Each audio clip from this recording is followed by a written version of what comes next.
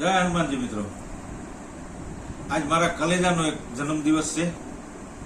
મારા પુત્રનો 17મા વર્ષમાં મંગળ પ્રવેશ કર્યો છે.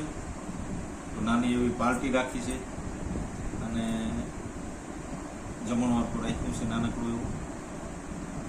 તો આજે એને ફર્સ્ટ ક્લાસ ઉજવીએ અને એન્જોય કરીએ.